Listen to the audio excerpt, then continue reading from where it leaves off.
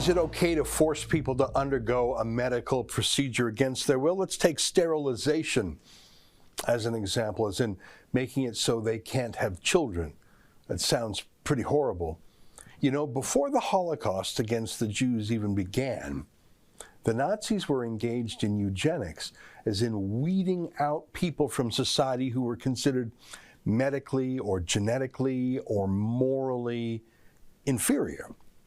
People who were mentally disabled, people who were sickly, even people with epilepsy or cerebral palsy, even deaf people and blind people, homosexual people, people who were depressed, even people who were just weak, whatever that means. Hundreds of thousands were sterilized, as in they were made so they could not have children, so their genes would not be passed on. And in fact, hundreds of thousands were killed too. A sort of Holocaust based on the theory that they were inferior like the Jews were, and that it was the state's job to improve the race and get rid of them. Here's Hitler's order. Let me read the English translation of the German. It's an order from Hitler to medical doctors, not to soldiers, to doctors, to kill people medically deemed inferior. Let me read it. It's a translation into English. Reich leader Böhler and Dr. Brandt are entrusted with the responsibility of extending the authority of physicians to be designated by name, so that patients who, after a most critical diagnosis, on the basis of human judgment, are considered incurable, can be granted mercy death. Adolf Hitler. Mercy death. Got it. They thought what they were doing was right, that it was merciful even. Mercy, it's a virtue. To let them live, that would be the sin. They said this, they wrote this, they did this, they believed this. This was public health. They said so. And who are you to say it wasn't? These were doctors. Oh, do you think it was just them, just the Nazis? Here's the master's thesis from no one less than Tommy Douglas, the Christian man, the progressive man, the great Canadian, the spiritual leader of the do-gooders in the NDP. His thesis is called The Problems of the Subnormal Family. It was his thesis, you can see, published it in March of 1933. That's 2 months after Hitler became chancellor, by the way. Tommy Douglas was right in sync with the Nazis on this stuff. Do you think I exaggerate? Look at this page. Here's his prescription. Here's what he wants to do. Make it so you can't get married with the state, without the state giving you a permit. Make it so you have to give the world 7 days notice so doctors or others can object. Segregate people on social status. Look at point C. Sterilization of physically unfit and mental defectives. Ha! That's your NDP saint. That's your healthcare saint. Your public health saint, Tommy Douglas. That was 1933. That's how it was. And that's how it would be in Nazi Germany. And they killed millions of Jews. And do you not see that they believed what they were doing was right? And that it was clean? And they were getting rid of the mental defectives and the physical defectives, as Tommy Douglas called them, the Untermenschen, the under people in German. And worse than that, Dr. Josef Mengele was a medical doctor, and he thought he could do experiments on Jews at Auschwitz. Was it because he was cruel? Well, perhaps, but that is not why it was approved, and his madness had a method. He was doing genuine medical research. He was checking things, testing things that no doubt were useful to understanding human biology. But they were treating humans like lab rats. He would find twins, and he would butcher them. He would infect one with typhus and then transfuse the blood of the other twin into the first. He would conduct amputations. He would inject things into their hearts and then do autopsies, dissect them both to compare both people on twins. So he had a control group, the other twin. He would torture and kill both, of course, in the name of science. I'm going to stop there because I cannot bear to describe more of what he did. I've told you 1% of it. Countless atrocities that I hate to read, let alone say, but you should read them. you should Google Josef Mengele, and you should read what he did. We can't forget, because you know what they say, never again. But never again happens again if we forget, right? And who even knows what a Nazi is today? I mean, isn't a Nazi just someone the CBC doesn't like? Isn't Trump a Nazi? That's what the word means now, really. That's a form of Holocaust denial in itself, isn't it?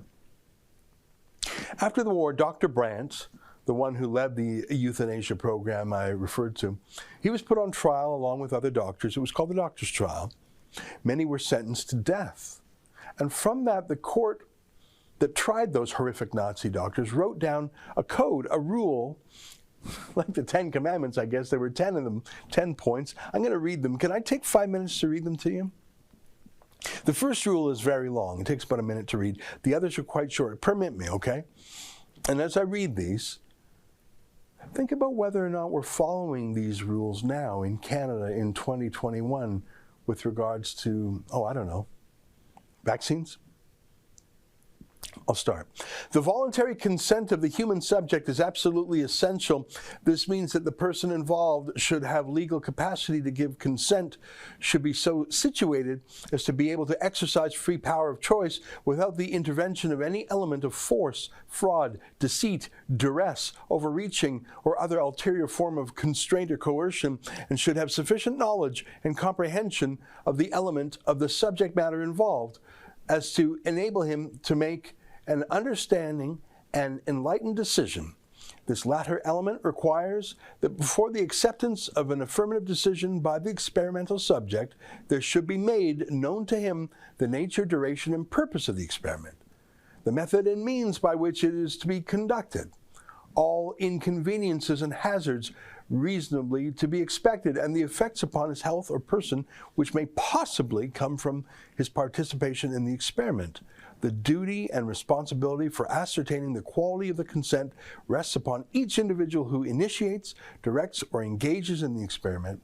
It is a personal duty and responsibility which may not be delegated to another with impunity. All right, that's the long one. The next 9 are short. The experiment should be such as to yield fruitful results for the good of society, unprocurable by other methods or means of study, and not random and unnecessary in nature. The experiment should be so designed and based on the results of animal experimentation and a knowledge of the natural history of the disease or other problem under study that the anticipated results will justify the performance of the experiment. The experiment should be so conducted as to avoid all unnecessary physical and mental suffering and injury. No experiment should be conducted where there is an a priori reason to believe that death or disabling injury will occur, except perhaps in those experiments where the experimental physicians also serve as subjects. The degree of risk to be taken should never exceed that determined by the humanitarian importance of the problem to be solved by the experiment. Proper preparations should be made and adequate facilities provided to protect the experimental subject against even remote possibilities of injury, disability, or death. The experiment should be conducted only by scientifically qualified persons. The highest degree of skill and care should be required throughout all stages of the experiment of those who conduct or engage in the experiment. During the course of the experiment, the human subject should be at liberty to bring the experiment to an end if he has reached the physical or mental state where continuation of the experiment seems to him to be impossible. During the course of the experiment, the scientist in charge must be prepared to terminate the experiment at any stage if he has probable cause to believe in the exercise of the good faith, superior skill, and careful judgment required of him that a continuation of the experiment is likely to result in injury, disability, or death to the experimental subject. That's from the Nazi trials in Nuremberg. That was in response to the Nazi doctors. Where are our doctors today upholding these values? There's not very many of them, but the few of them there are being silenced. Here's a story in the CBC. 4 doctors not cooperating with investigators into COVID practices, Ontario medical regulator. college alleges one doctor says any attempt to gather records will be resisted physically. Ontario's medical regulator says it is turning to the courts in an effort to compel 4 physicians to cooperate with its investigations into their practices regarding COVID-19, including the issuance of medical exemptions for vaccines. The College of Physicians and Surgeons of Ontario says it has launched legal action with the Superior Court against Dr. Mary Elizabeth O'Connor, Dr. Mark Raymond Trotzy, Dr. Celeste Jean Thirlwell, and Dr. Roshan Killian. The regulator last week suspended Killian's medical license after previously barring her from issuing medical exemptions from COVID-19 vaccines. Okay, so hang on. So these 4 doctors, as far as we know, they're not prescribing like narcotics to their patients illegally. Sometimes doctors do that. They're not taking narcotics themselves. Sometimes doctors do that. They're not sleeping with their patients in an unethical way. They're not stealing. They're not violating the privacy of their patients. In fact, it sounds like the opposite. They're ferociously protecting the privacy of their patients, sounds like. But they're being fired and prosecuted and demonized by the College of Physicians and Surgeons for providing medical exemptions to their patients from vaccines that are very much experimental, that have not been fully tested, that we know in some cases cause severe injury or even death. In fact, the FDA says these very vaccines must continue to be tested, for many years to come. In the case of Pfizer, to the year 2027. These things are still experimental, and they can only be used on an emergency basis. So you're literally firing doctors and prosecuting them and shaming them. And of course, the state broadcaster, the CBC, is loving this. You're prosecuting them for trying to protect people from medical procedures they don't understand or don't agree with or don't accept the risks from. You know, I don't want to throw around the word Nazi. That's what the CBC does, that's what the left does. But the entire basis of medical ethics we use today when it comes to administering medical procedures to people comes from what we learned from the Nazis. And to his credit, even Tommy Douglas himself later renounced eugenics after seeing what Nazi Germany was doing. Eugenics are back. Segregation is back. Forcing people to take medical procedures on pain of losing their work and career and position in society is back. How do you describe this massive ethics violation other than what it is? A return to pre-Nuremberg Code values, where doctors did what politicians ordered them to do, where deaths resulted. Sorry, you tell me, is there a single thing that has been done in the name of public health these past 2 years that Nazi Dr. Brandt would object to?